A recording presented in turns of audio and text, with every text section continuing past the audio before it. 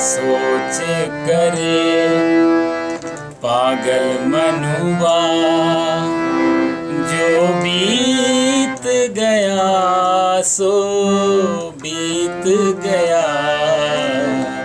क्या सोच करे पागल मनुआ, जो बीत गया सो बीत गया। इस झूठे खेल का मोल ही क्या, इस झूठे खेल का मोल ही क्या। कोई हार गया कोई जीत गया, क्या सोच करे पागल मनुआ। संत लोग कहते हैं कि ये दुनिया उनके हिसाब से तो सब झूठा खेल है, ये जो चल रहा है जो चल रहा है सॉरी, हम सब पात्र हैं। तो ये खेल का क्या फर्क पड़ता है कि कौन जीता कौन हारा। आवाज आ रही है ना आपको अच्छी तरह से सब लोगों को?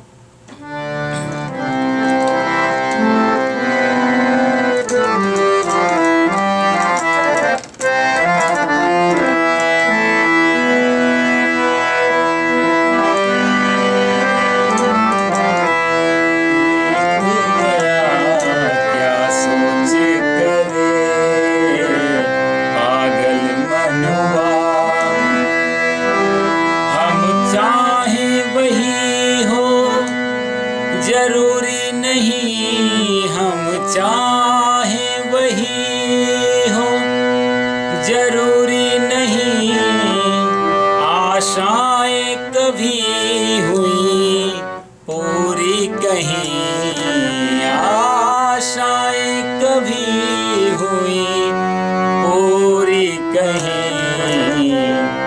रे सोच तनिक जीवन घटका, ये जीवन घड़ा है बोले, इसके अंदर पानी भरा हुआ है। रे सोच तनिक जीवन घटका, श्वासा जल कितना बीत गया। क्या सोच करे पागल मनुआ, जो बीत गया सो बीत गया।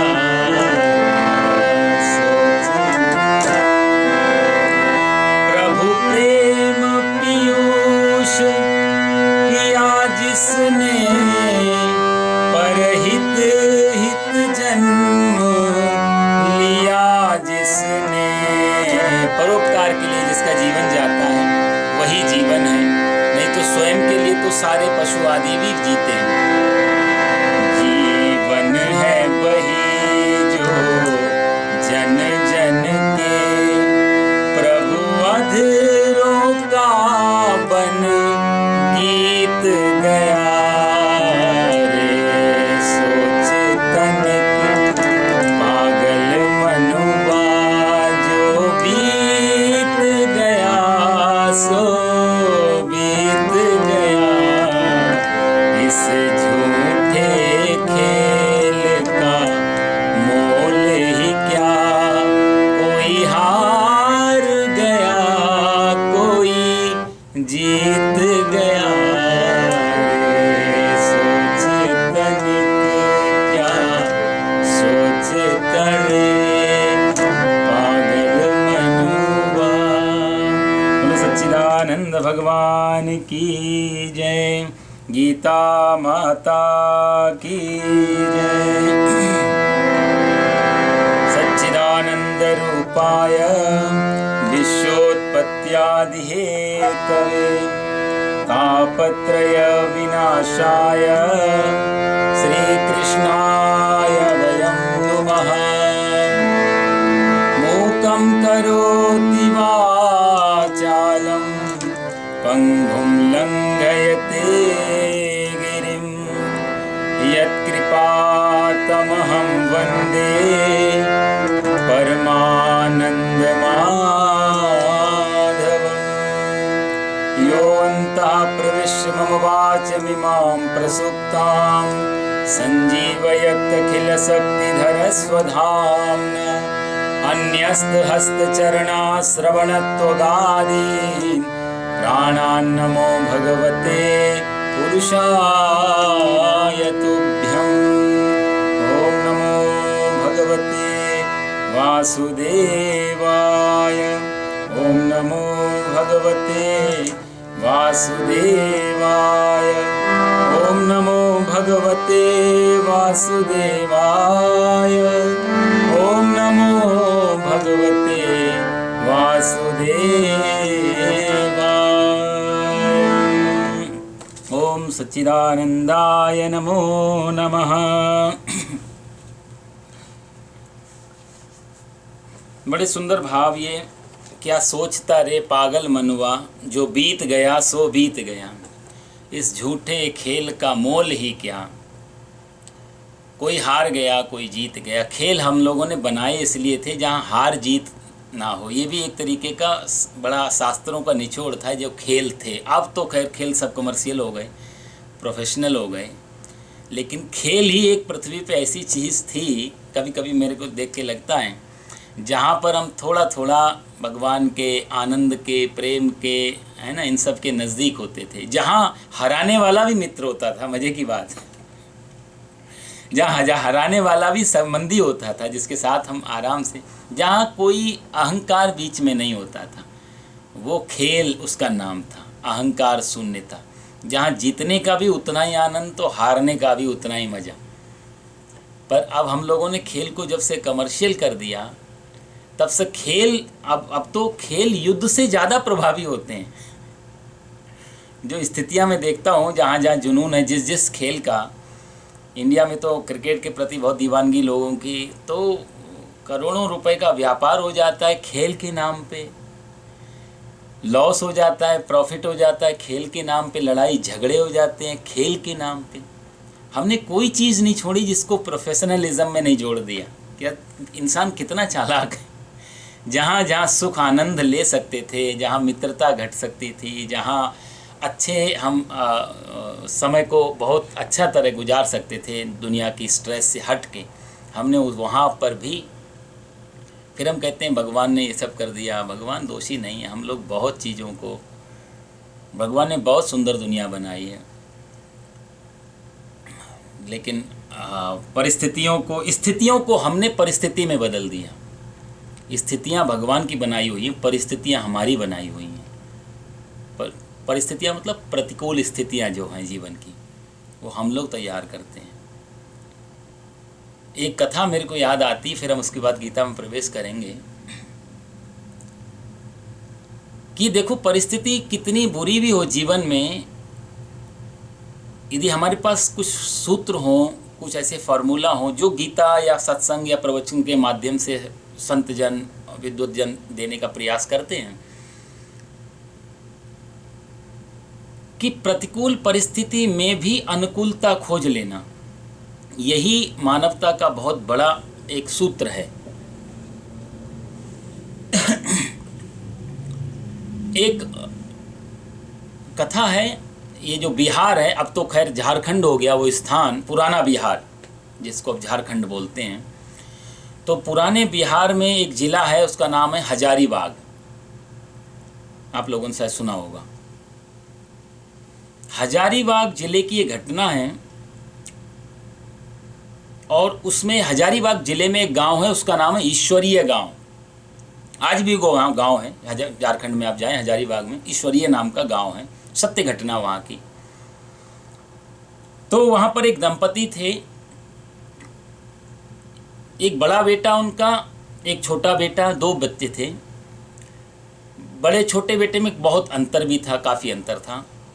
छोटा बेटा जो था उसका नाम रखा उन्होंने, अब अच्छा ब्राह्मण परिवार था तो उन्होंने नाम रखा उसका राम टहल नाम था राम टहल। और पांडे परिवार से थे, सरनेम पांडे था, तो उनका नाम हो गया राम टहल पांडे। ये उनके छोटे बेटे का नाम।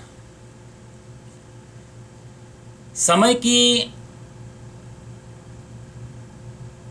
मांग या समय की शक्ति बोलो, इस बच्चे ने जन्म लिया, थोड़ा बड़ा हुआ, खेलने कूदने लायक, माता और पिता दोनों का देहांत हो गया एक ही साथ में,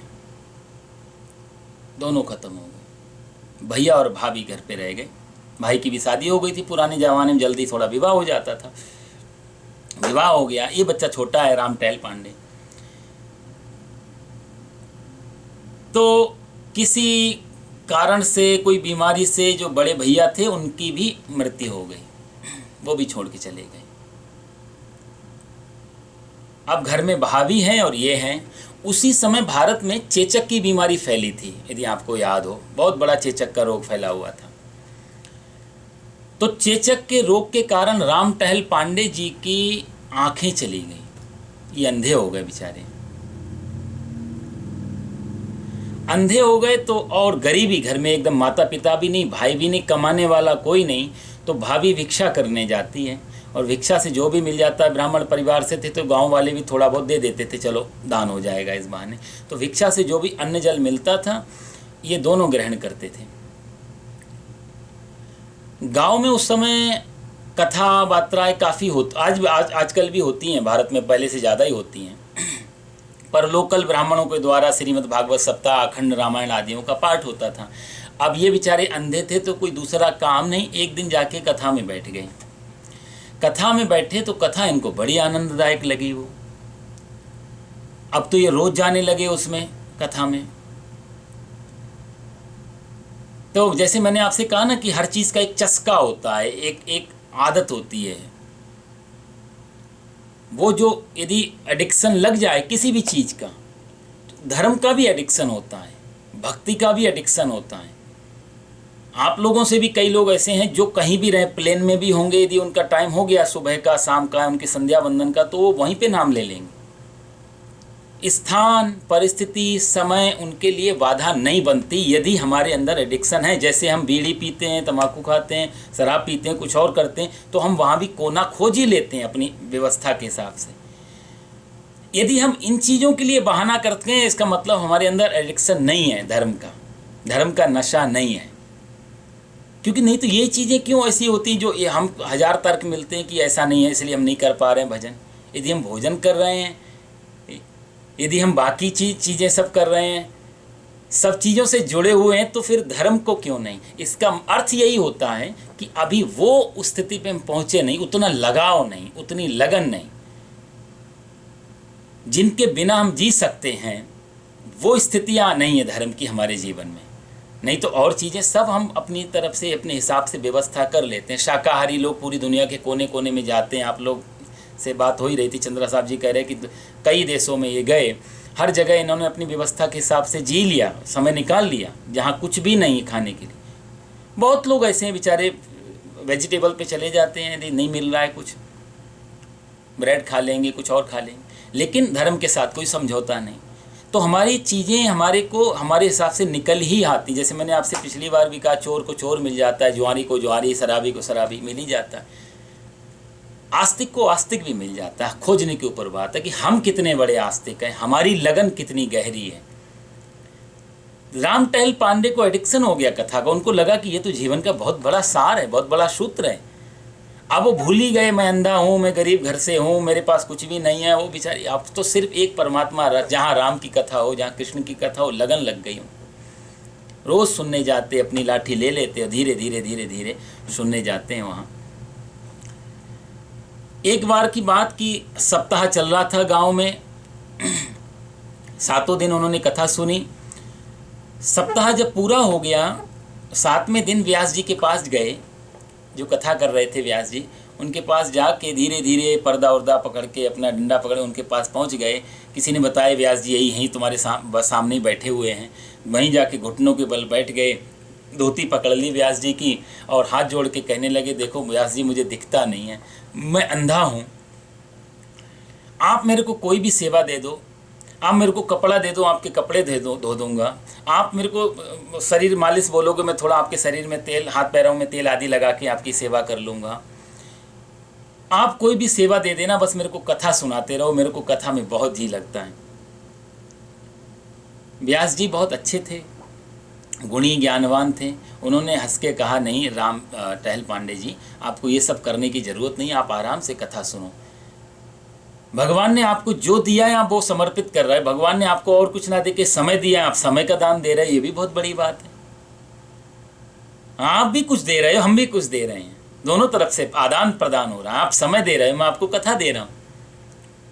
तो आपके पास जो है आप वो न्यौछावर करो, बस आप अपना समय दो और कुछ भी करने की ज़रूरत नहीं। ऐसा मत सोचो कि हम कथा सुन रहे हैं तो कुछ देना पड़ेगा नहीं।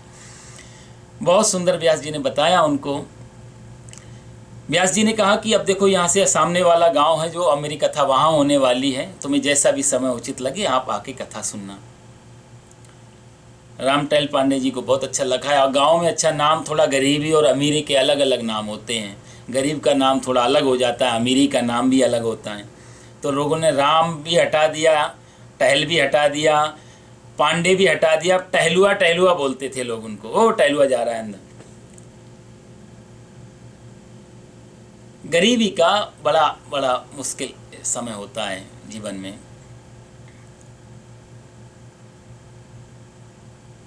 जीवन में दो तीन परिस्थितियां ऐसी आती हैं जहां पर एक गरीबी है, एक बुढ़ापा है, रोग की अवस्थाएं हैं। इन तीन चार चीज़ों में समाज को परखने में बहुत मदद मिलती है। अपने कौन, पराये कौन, कौन सगा कौन पराया। किसी शायर ने बड़ी सुंदर बात कही, पीरी में दोस्तों की बदगुमानी का क्या गिला। पीरी मतलब बुढ़ापा। पीरी में दोस्तों की बदगुमानी का क्या गिला, और दूर रहते हैं सभी गिरती हुई दीवार से। दूर रहते हैं सभी, ये बुढ़ापे का किसी का अनुभव है। दूर रहते हैं सभी गिरती हुई दीवार से। टहलुआ टहलुआ पुकारते थे लोग उनको, उनको कोई बुरा नहीं लगता था। लगन तो वहाँ कहीं और लगी थी, मन वहाँ लग गया था। अब दुनिया झोंक चिल्लाती रहे, जैसे हाथी चलता है, कुत्ते भूंकते, कोई फर्क नहीं पड़ता। कुत्तों को फर्क पड़ता है कुत्तों के भूंकने से, वो पहचानते हैं भाषा क्या कह रहा है, लेकिन हाथी को फर्क नहीं पड़ता। तो कथा सुनने जाते हैं राम टहल पांडे जी वहाँ पर। भाभी खाना बना के दे देती थी, वो खाने की पोटली ले जाते। कथा उस समय 2 शिफ्ट में कथा होती थी, क्योंकि श्रीमद् भागवत कथा बड़ी विस्तार, 18,000 श्लोक है, 365 अध्याय हैं, तो 12 स्कंद में बड़ी कथा है। तो 2 शिफ्ट में पूरी कर पाते थे, वो भी बड़ी मुश्किल से पूरी होती है। श्रीमद् भागवत कथा बहुत विस्तार ग्रंथ है। तो 4 घंटे 3 घंटे करीब सुबह चलती है, 3 घंटे 4 घंटे शाम की शिफ्ट में, तब जाके कथा को कवर किया जाता है पूरा। तो फिर भी मैंने भी कई बार मंदिर में और भारत में प्रयास किया है, तो मुझे अनुभव है कि श्रीमद् भागवत को कथा को 6 से 8 घंटे भी रोज प्रवचन दिया जाए, विदाउट संगीत, बिना संगीत के, बिना कोई दृष्टांत फालतू के इधर उधर के, सिर्फ कथा को फोकस किया जाए, तो भी पूरी श्रीमद् भागवत की कथा को हम नहीं कह पाएंगे। रोज 8 दिन बोलें, 8 घंटे बोलें, 7 दिन। तो भागवत सप्ताह जो नाम दिया गया, उस समय निरंतर होती थी वो कथा, पूरा दिन चलती थी, क्योंकि बहुत ज्ञान, बहुत चीज़ें भरी हुई हैं। कई चीज़ों को बहुत विस्तार देना पड़ता है तो समझ में आती है। वेद स्तुति है, गजब का वेद ने स्तुति की है। वेद ही इतने कठिन है, और वेद जब स्तुति करेंगे भगवान की कितनी कठिन होगी तो बताना बहुत ही मुश्किल होता है। तो अब तो खैर साहब एक ही शिफ्ट की कथा रह गई, वो भी 3 घंटे में संगीत भी है, जयकारे भी हैं, कभी कोई आ गया मिलने तो उसको भी फूल माला चढ़ाना है, इधर उधर की चीज़ें और भी चल जाती, खींची जाती कथा। तो अब कथा का दर्शन कम, प्रदर्शन ज़्यादा है। पहले प्रदर्शन नहीं, दर्शन होता था कथा का, इसलिए भगवान भी उतरते थे, हनुमान जी भी आते थे कथा में। तो राम टहल पांडे जी वो भोजन जो भाभी बना के दे देती थी वो ले जाते थे, वहीं सुबह कथा सुनी, दोपहर में जब विराम आया कथा का विश्राम, उस समय अपना भोजन किया, फिर वहीं लेट गए, शाम की फिर कथा सुनी, धीरे धीरे अपनी छड़ी डंडा पकड़ के वापस घर को आने। एक दिन कथा के बीच में एक दिन बहुत जोर से बरसात हो रही थी, बादल चमक रहे हैं बुरी तरह से, बिजली कड़क रही है, भयंकर बरसात है। भाभी ने सोचा कि शायद आज राम कथा में नहीं जाएंगे, तो भोजन नहीं बनाया उन्होंने। राम टहल पांडे जी स्नान करने गए, फटाफट स्नान करके आए, जल्दी जल्दी व्यवस्था उन्होंने की, अपनी लपटी उठाई,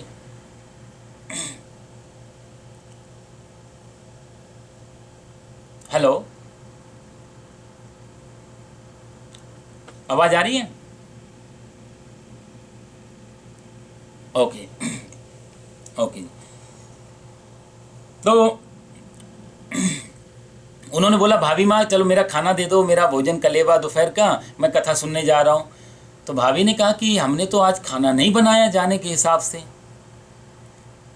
नहीं बनाया क्यों? बोला इतनी जोर से बारिश है, इतना बुरा दिन है आज, तुम आज कथा सुनने जाओगे, ऐसी अवस्था तुम्हें दिखता भी है नहीं, हमने सोचा आप नहीं जाओगे।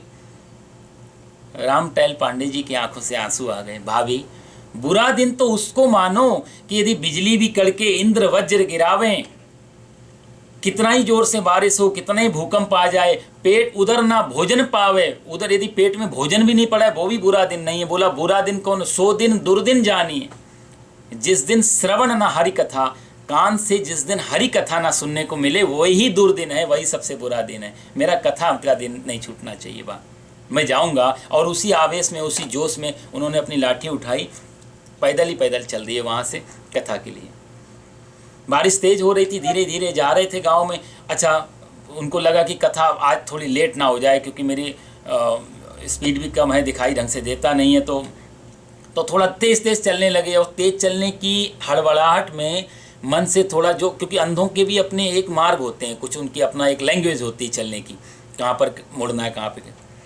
तो उनकी जो अंतर्दृष्टि थी, उनको लगा शायद गांव आ गया, थोड़ा धोखा हो गया मन। और गांव से पहले ही वो थोड़ा पहले ही सड़क से नीचे उतर गए, और सड़क से नीचे उतर के जंगल की तरफ, खेतों की तरफ चल पड़े बेचारे। और जब खेतों की तरफ चले तो वहाँ तो कुछ दिखाई नहीं दे, और अनुभव के जो रोज़ रास्ता था वो भी थोड़ा सा मन भटक गया, तो विचलित हो गए कि थोड़ा गड़बड़ है कुछ। वहाँ पर एक कुआं में था आगे, अंधा कुआं, पानी नहीं था।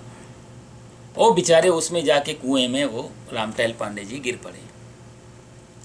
जब कुएं में गिर गए तो रामटहल पांडे जी देखो उस परिस्थिति में भी क्या विचार करते हैं।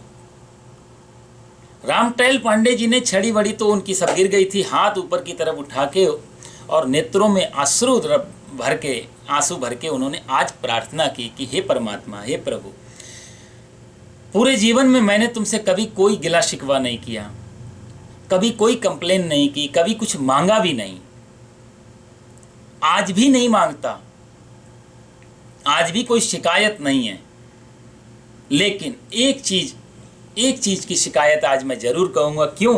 उन्होंने बोला कि मात पिता वर बंधु लियो, आपने मेरे माता पिता, बंधु मतलब मेरा भाई ले लिया, मैंने कोई शिकायत नहीं की। मात पिता वर बंधु लियो, दुख घोर दीहो, सब ही सुख चीनो। भारी विपत्ति, आपने गरीबी दे दी, इससे बड़ा दुख क्या हो सकता है? गरीबी से बड़ा क्या दुख होगा? आपने इतनी गरीबी दे दी, घर में अन्न का कण भी नहीं है, भाभी भिक्षा मांगती है मेरी। हम लोग पांडे परिवार से थे, यशस्वी थे, हमारा नाम था माता पिता का, लेकिन आज कुछ भी नहीं बचा। मात पिता बरु बंधु लियो, दुख घोर दियो, सब ही सुख छीनो, सारा सुख मेरे जीवन से चला गया, मैंने फिर भी शिकायत नहीं की। बोले ताहू पर न तोष न देव तुम्हें, इस पर भी मैं तुम्हें कोई दोष नहीं देता हूँ, मैं आपको कोई जिम्मेदार नहीं ठहराता हूँ। ताहू पे न तोष देव तुम्हें, जग में अंधेरो अखियान सुकीनो। इस जग में, इस दुनिया में आपने मेरे लिए सब अंधेरा ही अंधेरा कर दिया, मेरी आंखों को कुछ दिखाई भी नहीं देता, मेरे को अंधा बना दिया, उसके बाद भी मैं आपको, जग में अंधेरो अखियान सुकीनो। बोला फिर कहते जावे चले सुख भोग सवै, और भी यदि आपको लगता है कि मेरे जीवन में यहाँ सुख है, यहाँ आनंद है, वो भी चले जाएं। जावे सुखे जाव चले सुख भोग सवै, बर कूप में डारी भले मोहि दीनो, भले आपने मेरे को कुएं में डाल दिया हो, उसका भी दुख नहीं है। बर कूप में डारी भले मोहि दीनो। तो बोला